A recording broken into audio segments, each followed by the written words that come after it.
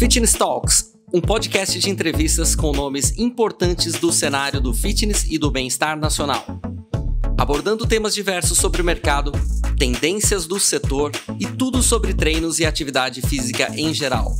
O Fitness Talks é produzido pela Casa do Fitness e é oferecido pelas marcas LeForce, Speedo Fitness e Stark Training. Apresentado por Renato Gabas, Lília Lemos, Fábio Custódio, Júlia Gabas e Leonardo Dix.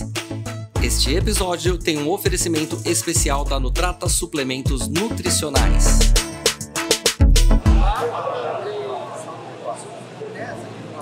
Bem-vindo, bem-vinda ao Fitness Talk, podcast que vai te guiar nessa busca de uma vida mais saudável, equilibrada e cheia de energia. Aqui a gente acredita que a vida vai ficar assim com mais atividade física, ela vai ficar mais feliz. É por isso que a gente está aqui, para fornecer informações de qualidade e inspiração contínua. Eu sou Alexandre Greco e hoje a gente vai conversar com uma pessoa muito especial e ainda minha amiga, que é a Patrícia Lobato.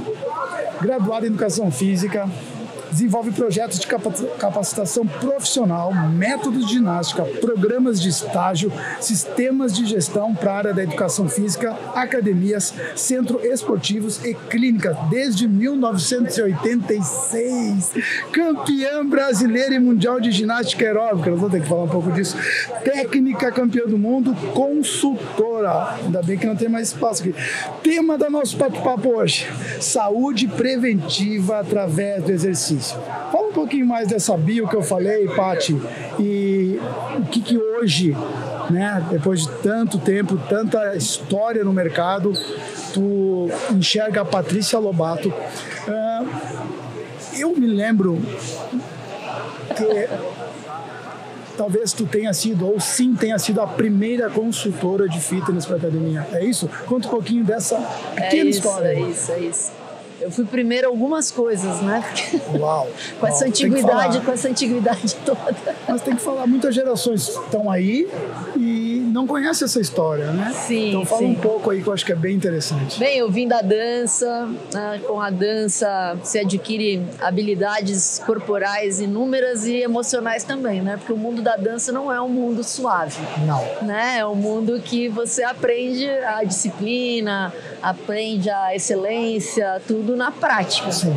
E da dança, eu dava aula em uma academia de dança, aula de balé. Eu sou formada em balé clássico pela Escola Municipal de Bailado e comecei a dar aula com 14 anos, né? Que eu me formei no 8º ano e a partir do momento a gente fica habilitado a dar aula de dança clássica. E nessa academia que eu dava aula de dança clássica, tinha uma aula no meio das minhas duas aulas, que era uma aula de 8º ano, uma aula de baby class, os extremos. Uma aula de ginástica. Para não ficar sem fazer nada, eu fazia essa aula de ginástica e no final, quando o professor faltava, acabei substituindo e assim tudo começou. Muito legal. Essa época, as academias não eram academias como as de hoje, né? Você tinha academia de halterofilismo ou academia de dança. E eram separados. Esses eram os modelos de negócio. Homens e mulheres faziam ginástica em lugares separados, né? Atividade física. E não era também uma necessidade do ser humano, né? Sim. Era um luxo. Um entretenimento, talvez. Entretenimento, talvez um desejo, né? Ou de se tornar bailarino, ou de se tornar campeão de fisiculturismo. Não era uma coisa do cotidiano, né? Você tinha um objetivo muito claro.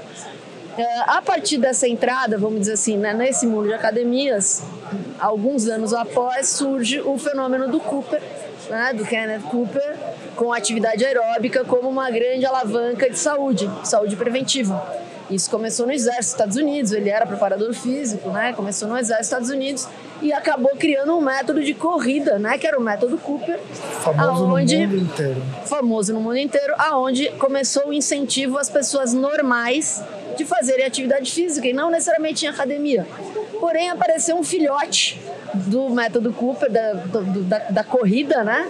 Que era um treinamento aeróbico, surgiu a ginástica aeróbica. A nossa querida Jane Fonda, né?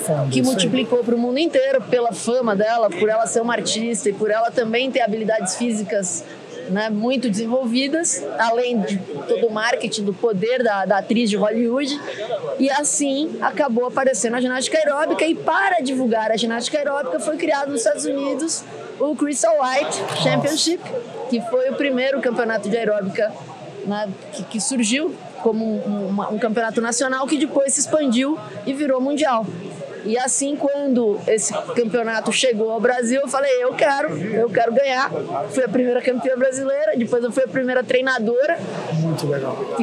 Que treinou a equipe de campeões e também competiu o primeiro mundialito e acabei ganhando. Ainda bem que ganhei na época que era pouca gente que competia.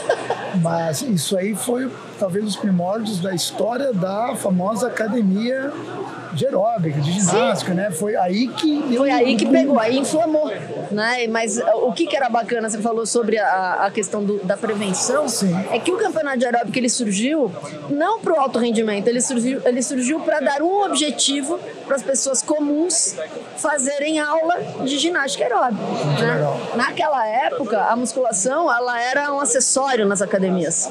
O que era forte nas academias eram as aulas coletivas. Sim. Né? Sim. E depois, aos poucos, né, foi tendo uma maior, vamos dizer assim, maior investimento na indústria de equipamentos, que também está ligada à indústria química, né, que era o que a gente estava conversando ali em cima, e que daí entra com o capital e acaba deixando, vamos dizer assim, tanto o profissional quanto o consumidor direcionado muito mais para a musculação, né, em busca de resultados estéticos. Perfeito. E que não deixa também de ser uma prevenção, né? Mas foi essa mais ou menos a trajetória.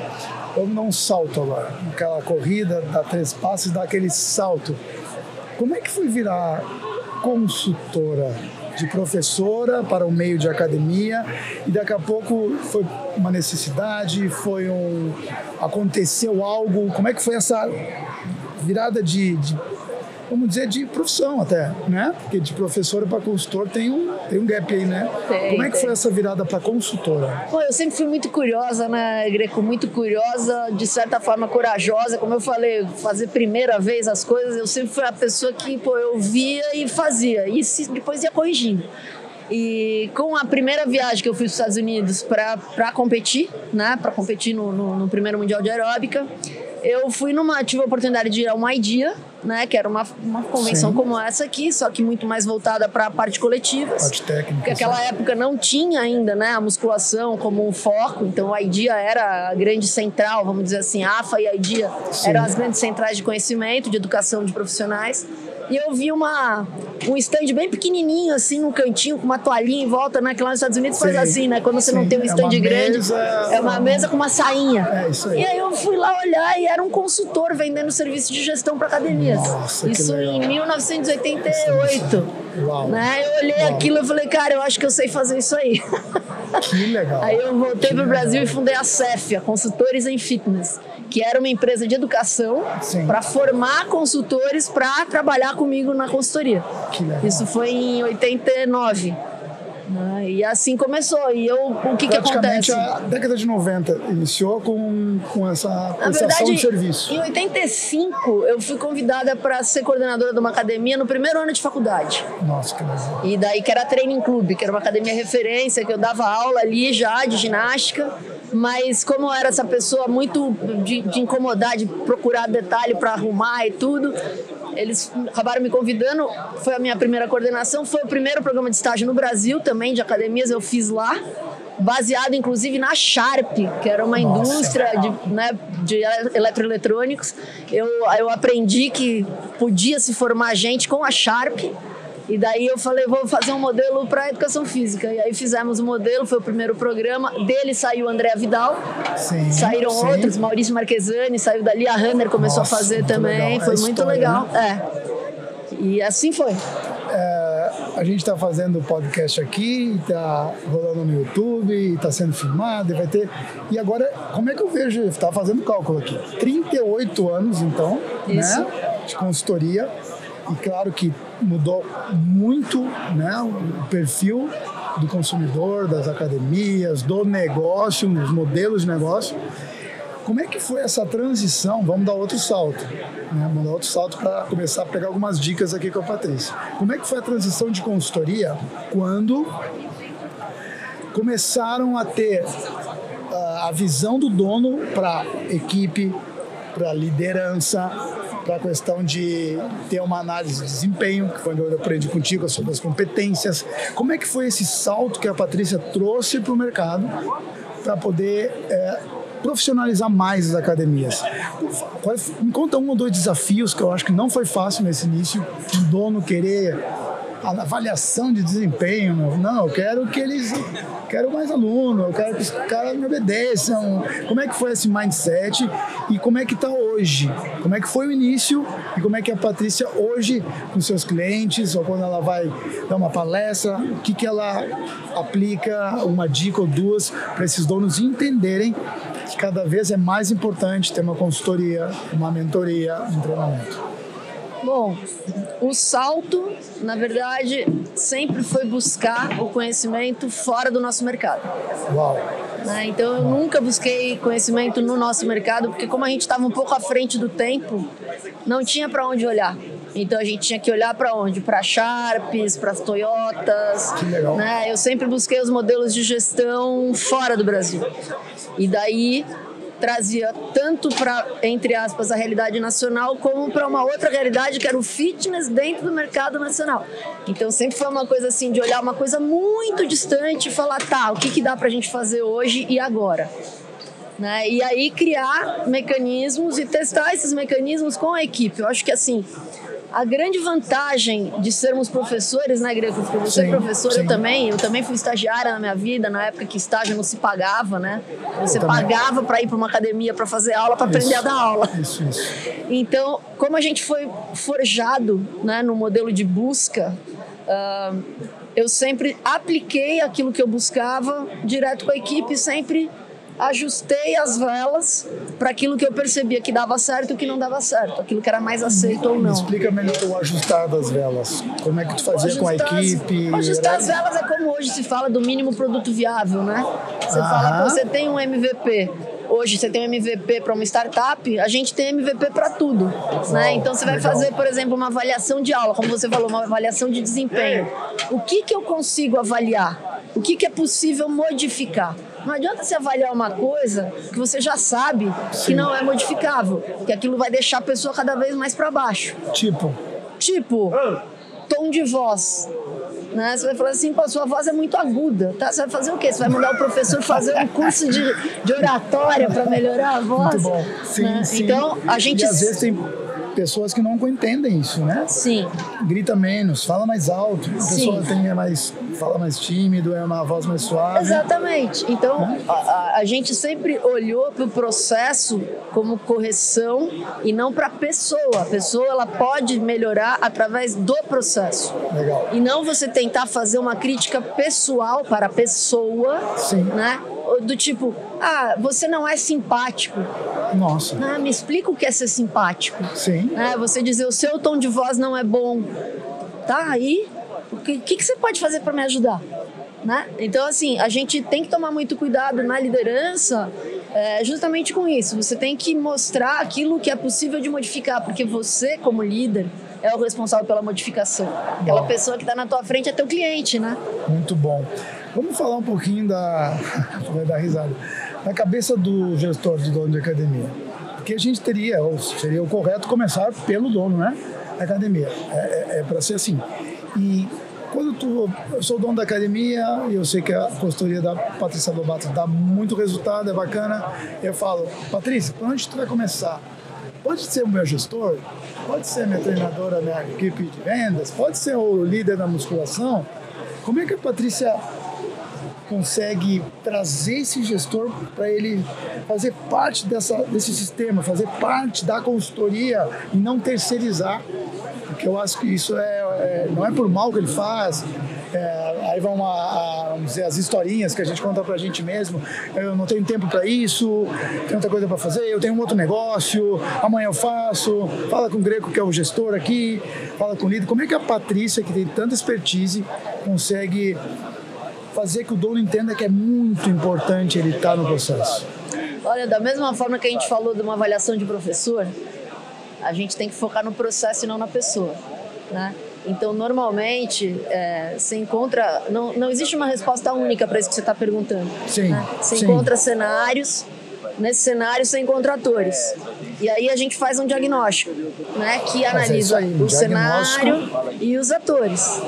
Né? A hora que você encontra o cenário e os atores e você mostra para aquele que banca o show, né? Então você fala assim, ó, são necessárias mudanças no cenário e nos atores, né? Ele tá me dizendo uma coisa, ele que me contrata, ele me diz uma coisa. Normalmente aquilo que ele me diz não é por onde a gente começa. Sim. Porque normalmente a visão desse cara que contrata é uma visão mais superficial. Ela é macro e superficial. E ele, às vezes, ele não sabe aonde começa o problema. E a gente tem a estratégia dos 5 porquês, né? Então, essa estratégia dos 5 porquês, ela ajuda a esse gestor, seja ele o contratante, ou seja um gestor de área, ou um gestor geral, ajuda ele a enxergar aonde está a origem da coisa. E aí ganha essa confiança através dos vários canais de comunicação, né? Dos sistemas de aprendizagem, né? Dos disques da vida, que você tem que usar isso tudo para encontrar um denominador comum e um ponto de partida.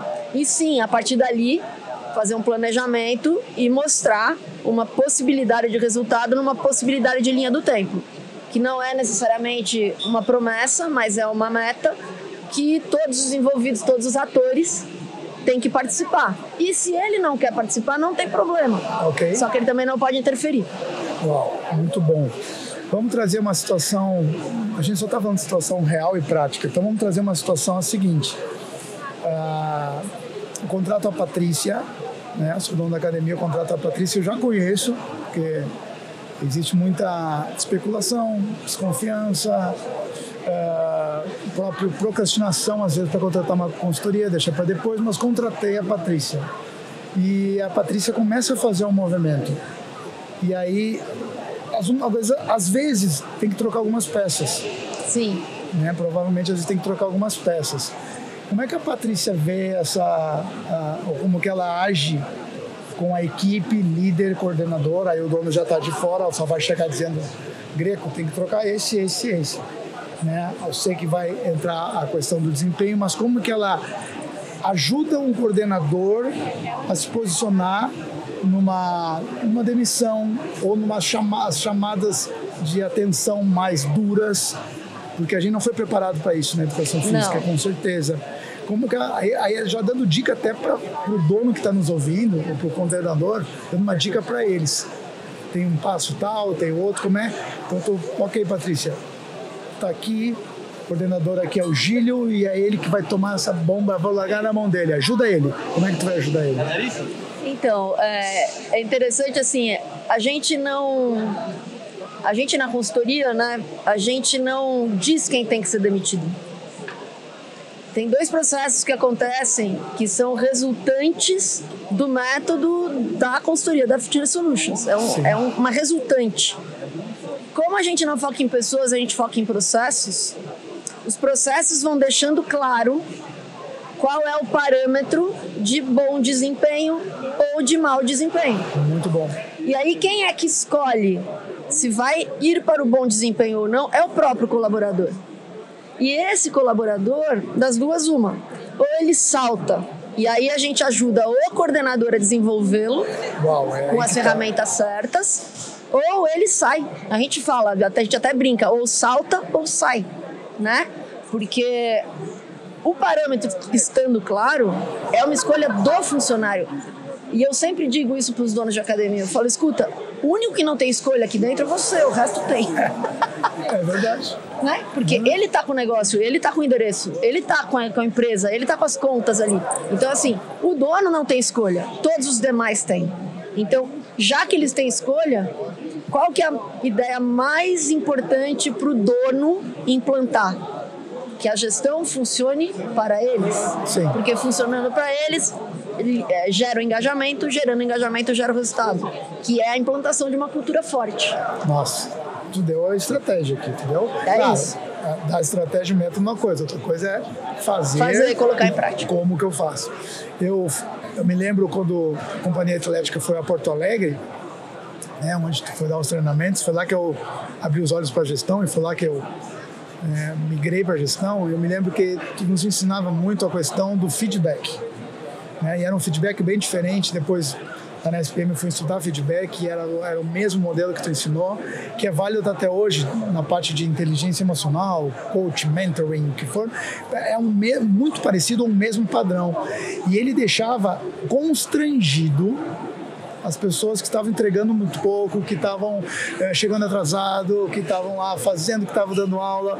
Então era muito, como tu falou, é uma coisa que essa questão do feedback, até hoje eu levo comigo, porque eu participei dos dois lados, né? Então, como professor e depois como gestor.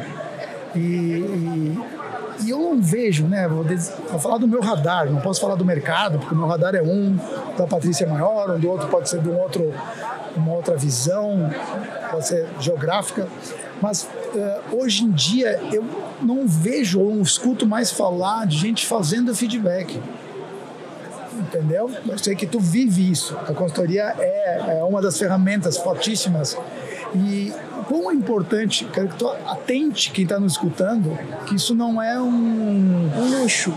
Não, e também não é assim, esse feedback não funciona. Nossa, eu vivi vendo isso funcionar, ainda vejo funcionar, só que tu vamos dizer, a que propagou isso. Então, como é que tu vê isso sendo deixado de lado numa liderança?